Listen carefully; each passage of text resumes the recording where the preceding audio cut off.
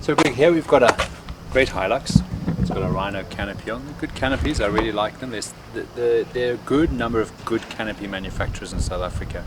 They build nice quality products and they lay them out. Bush Tech's another one, Alucab's another one. So we use a variety of canopies, and the Hilux lends itself well to these. This is a family vehicle, and it's still got, basically it's got a fridge inside, drawer systems, so that you can utilize storage space inside here. So if we come through to the back here.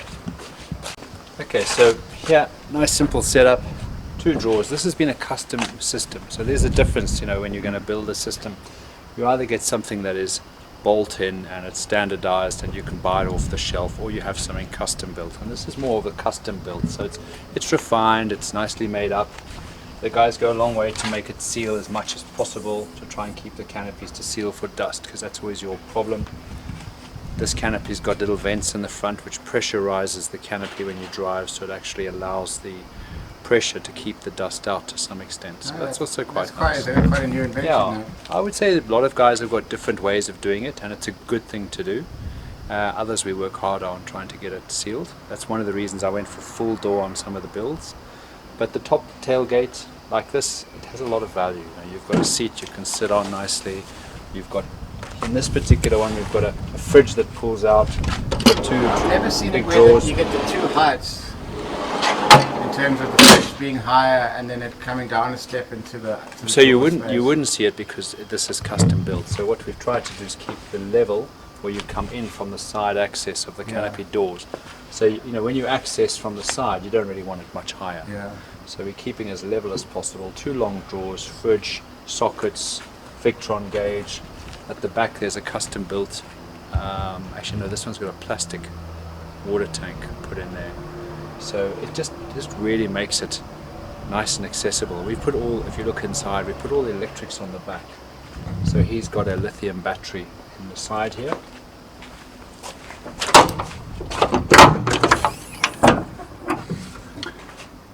Very, very neat, out of the way. Look, you can't put it behind the seat, so that's your one challenge. We put lights in the roof, so you've got a nice set of lights all around. Okay. You've got a pure sine wave inverter. You've got your DC to DC, okay, and you've got your MPPT. So here's an MPPT solar regulator, and then you've just got a normal 220 volt mains charger. So on all the systems that we build, we generally build it so that you can have shore power, which is 220 volts, that plugs into the car. This charger charges the main battery, or sorry, the auxiliary battery, and then it also powers the fridge. So you really are running, and what we've also done, we put 2 separate banks, so one will run off shore power and one will run off the inverter. Okay, and then your fuses. So everything's quite exposed. You've also got to really, you've got to be careful what you pack up against here. That's the one disadvantage of putting everything here. Heat's not a problem. Would you have like a little grill just so it don't bash against it? Yeah, you could, absolutely. I mean, if a client wants that, we could do that. You've got a water tank here, so here's the cap for your water tank, and you've got storage. So I'll just remove this. And very easy to fill up the water tank without access. So the tank sits lower, and you'll see in here. Okay, the tank sits down here, and then we've raised the spout up, and then you've got more storage inside here. Center of gravity is improved. So you've moved the tank forward of the axle. So again, that's good. So you're putting stuff away in these access panels where you're not going to use it too often. Yeah. And that's quite nice. And then there's side storage here. The lockers have got, you've got drop-in storage here. So along the sides here you can put stuff, and then the things you need to pull out, you can pull out from the sides. I think our voltmeter's talking to us. And then on the roof we've got 2 roof racks. So there's a tray at the back here. This tray, it's got cargo rail. If you have a look, see, it's got cargo rail on the sides, so you can put clips in. Now you could strap some jerry cans in this tray here, or you could put wood up there. So very useful when you're camping to be able to just throw your firewood on there, stand on here, access your firewood, and then you can store extra stuff you need on the roof. You've got a set of max tracks, and you could put an extra wheel on the roof rack here as well, or an extra tire. Okay, so that's just giving you a very balanced setup for someone who's using the truck day in, day out. You know, you've got access to the roof rack if you need it. It's not too cumbersome. They're using ground tents, so you need space to put stuff like that. So you could put the ground tents up here, you could put bedding up here, as long as it's in a sealed bag, waterproof bag, or a waterproof box like you've seen some of the ones you can Do you build. get anybody taking 2 spares and a third spare tyre? No, Is I that don't. I think overkill? it's overkill. You know, I don't think that's necessary. You've got to manage what you take, you know, and it's that balance. And I think if you've got the ability to repair a tire, you've got tire monitors to monitor if a tire is going flat. Because once a tire goes flat, while you're driving, you destroy it. So if you can catch it before it goes completely flat, that's a big difference. And if you're going through 3 tyres, you've got the wrong brand. Well, no, not always. Sometimes it's driver. Trust me. Driver error. Yeah.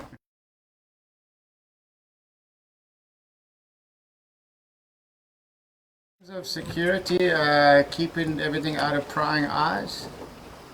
So the weakness on a vehicle like this is the back window. Okay, in that here. And you So I would vinyl this out. I would just take black vinyl and I would put black vinyl on here, and you could put a couple of bars across. You could put mesh. They were obviously designed so you could see through from the front to the back. or have a little blind you can open and close. Yeah, I mean, no, black vinyl is really good Yeah, because you'd have to peel it off to look in there. Yeah. It protects the glass from any stones, and what you can't see, and you generally don't want to go in there. So no, I think that works well. So it's a nice setup. It's going to How serve many these guys batteries well. do you have in this truck? This is just one battery, so it's one big battery. I think it's 100. Is there a danger? 20 amp. Is there a starter battery as well? Oh yeah, of course. Okay. Yeah. So you always have your starter battery, Yeah. and the auxiliary battery system is separate from that, completely separate system. So you'll always be able to start the car and run it without worrying about the auxiliary battery. The auxiliary battery is never going to draw power from the main battery. The only way you're going to flatten the main battery is if you forget to turn your headlights off. And these cars have all got And buzzers. big battery, we're talking about truck battery, lithium? No, for most people, I mean, this I think is a lithium battery. The client had it, so nothing wrong with that. Otherwise, a good AGM battery. It depends on what you want to spend. Exactly. It depends on how you're using the truck, Yeah. what the consumption is you're drawing. It's like a tank of water, you know. Yeah.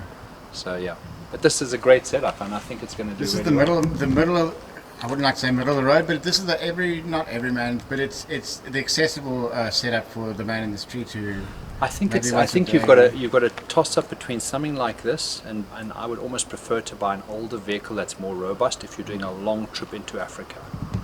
Okay, so if you said to me, Paul, I'm going to drive from South Africa and I want to go right up to East Africa, I'm going to spend 6 months a year, I'd say get a truck that's more robust, you know. Would you buy a 10-year-old Hilux instead of a new one? Would that be more robust? I would look for something like a Land Cruiser. if The you're Cruiser looking is for always going to be stronger. your first port of call. Well, from the strength and reliability, yes. I think the Hilux is a great truck, but it's got its weaknesses. You know, it's got to be driven carefully. Yeah. You know, it's not as strong as the Cruisers. Yeah. So again, you've got to manage electronics, fuel, that type of thing. So I think when I look at something like this, I think it's a great choice for someone who does short trips when they're doing 2-3 week trips. It's fantastic. And some people, that's all they'll ever do. Yeah, fantastic. And then why have the wrong truck for the wrong job? Well, it depends. You know, even a vehicle like this is not cheap to buy. You know, so you could say, you know, you could go for the older 90 series Prado. You know, KZTE Does it motor. get any better than the old 90 for just pure sex appeal?